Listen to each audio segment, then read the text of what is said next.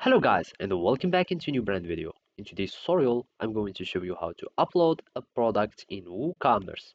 So make sure to watch the video to the end and follow these simple steps.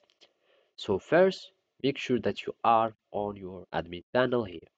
And basically now, you will be able to start setting up or manipulate all the elements of your website. So here we can find the WooCommerce plugin and we can start modifying everything in it. First, you will go to settings and basically from here you can find all the product things. And here we have the variation swatch. And this one would add many tools to your WooCommerce products. So simply you can go to extension first and then go to CSV uploader, and from there you can add this add-on, and basically you can start importing or uploading products from CSV files.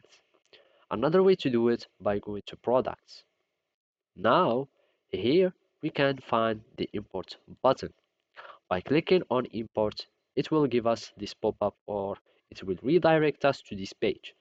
So from this page, we will need to choose the CSV file from where you want to upload these products in WooCommerce. So simply, you will need just to go here and choose your CSV file that contains the elements of your products, and then you can update existing products if you want to merge them or by ID, etc. You can also go and see some more advanced option, etc. After that, you will need just to click on continue. You will start doing some mapping to just verify the elements that you want, or to exclude some columns or add some columns.